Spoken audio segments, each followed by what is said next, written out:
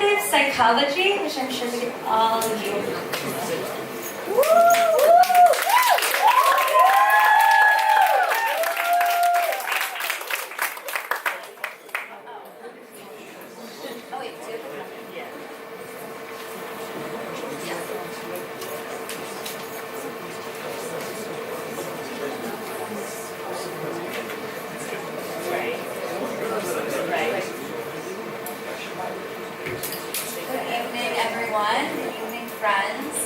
For those of you who don't know me, my name is Tali. I'm 27 and a proud member of the Destination Israel August 2017 Professional Internship Program.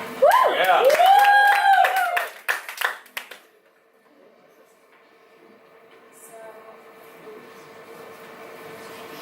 Tonight, I am going to talk with you about something that I think nearly all of you at least know something about, and that is positive psychology.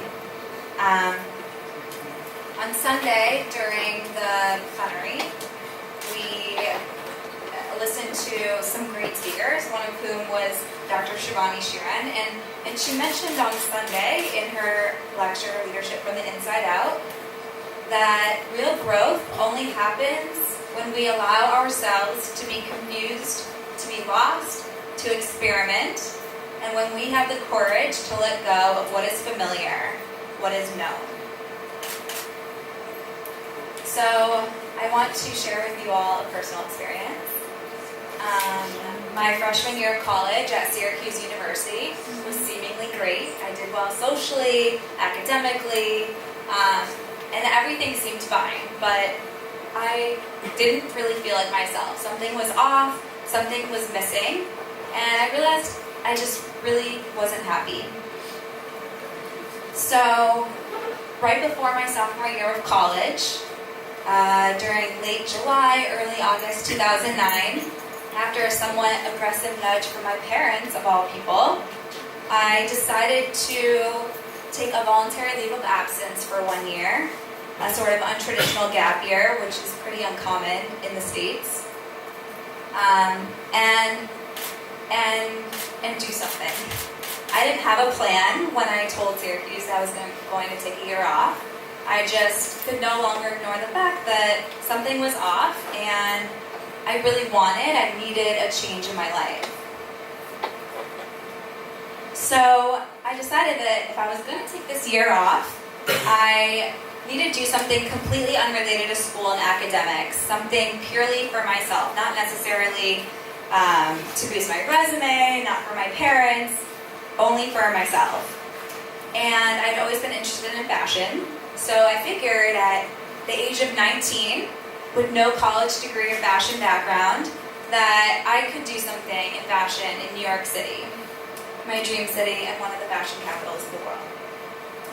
Well, I struck with mere luck in early October 2009 at the age of 19. I managed to land an amazing fashion merchandising and marketing internship in New York City in the garment district, and I was over the moon.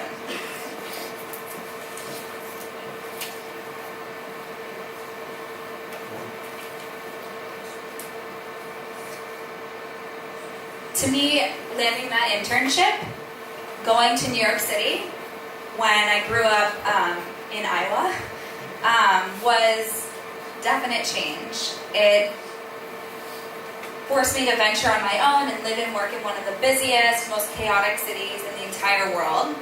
And it was definitely a significant test of courage and letting go of the known, which is what Dr. Shiran mentioned on Sunday.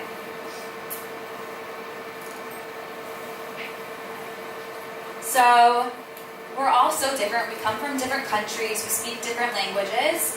We have different interests and backgrounds, but there's one thing that we all have in common, and that's our desire to be happy. So I finished the internship. I went back to school. I declared my major, Communication Rhetorical Studies, and as it turned out, my academic advisor was just that semester introducing mindful communication curriculum, which I obviously jumped on the opportunity to be included in. So the teachings of this class really sparked me to figure out other ways to better and enrich my life, to help myself find my own happiness, as cliche as that sounds. And this interest led me to the study of positive psychology. So, what is positive psychology? It's defined as the science of human flourishing, happiness, and well-being. It's the study of what holds the greatest values in life, what makes life worth living. And it actually began as a new domain of psychology in 1998, so very new, relatively, when a famous psychologist, Martin Seligman, chose it as the theme for his term as president of the American Psychological Association. And he realized that for the last half century, all of the communication regarding psychology has been consumed with a single topic only, and that's mental illness, essentially fixing whatever is bad. And he didn't think that that's right. He really urged psychologists to continue the earlier missions of psychology, focusing on humanistic psychology theories and practices of nurturing talent, improving normal life, and cultivating and celebrating the good. So, positive psychologists have suggested a number of ways in which individual happiness may be fostered, and one of which is mindfulness training.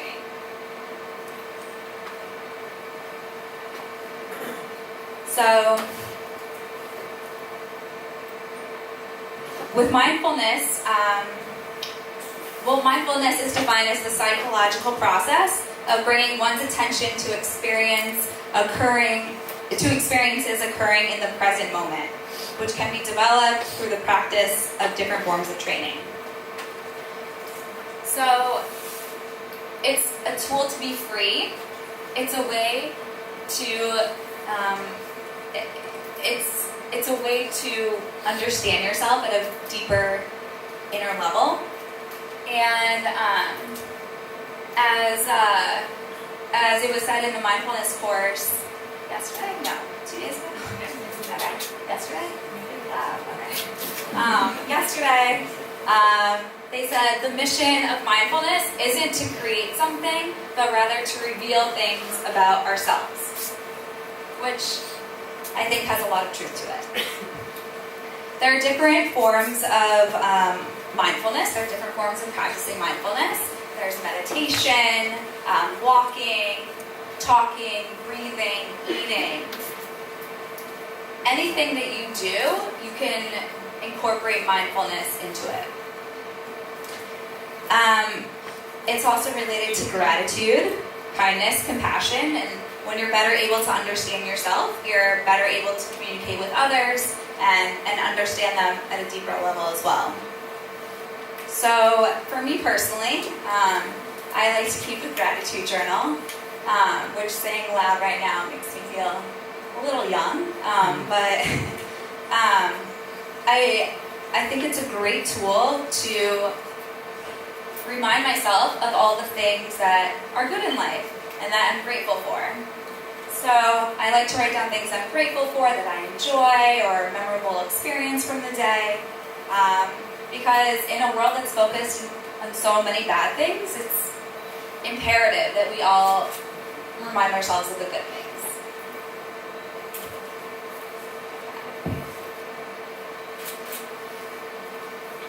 So why am I talking about this?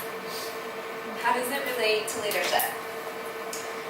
Well, practicing mindfulness allows people in the workplace to become better aware of managing energy and taking care of well-being, cultivating more meaningful relationships with your colleagues, co-workers, boss, employees, and deepening presence, openness, and engagement. To me, that means being able to listen to a coworker or to anyone without thinking during that time about how you're going to respond. I don't know about you, but I often catch myself thinking about how I'm going to respond or react to someone instead of really listening to what they have to say. what Liz was saying at the very beginning, to not only hear, but to listen, it's completely true. It's hard to do it, and I still struggle with it, but it's definitely something that I work on. So what now? So after my year off, I made a conscious decision to do things that make my life better, to do things that make me happy, that enrich my life, and I set a goal to do at least one thing every day that makes me happy. So for instance, today, I saw the sour Mike and Ike's in the vending machine, and I knew that they had to be mine. And they made me really happy. So I was happy with that decision.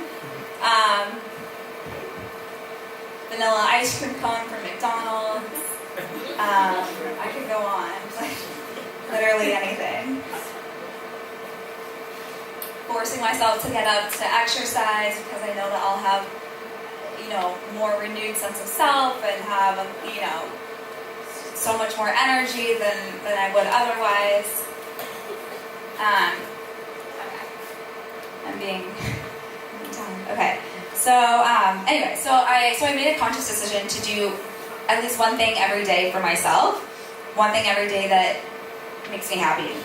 So I think there's great value in doing this, and I think that it would be a benefit to each and every one of you every day for yourself, and it's somewhat empowering to be selfish, and in a sense at times, and it teaches us to value ourselves, to put us as number one priority, which in many situations we don't. We put others as the priority.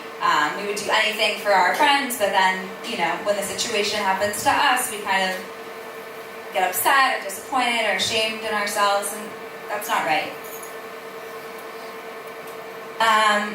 So I can honestly say that I've never felt such at ease in my life than I have now after being introduced to mindfulness and positive psychology and mindfulness training. I urge all of you to look into it more if you haven't already. I know many of you are basically experts in this, so you should be here talking with me. But it's such a grand area, and you should really value yourself. That's what I want to end with. Value yourself, realize how amazing you are, and do one thing every day that makes you happy.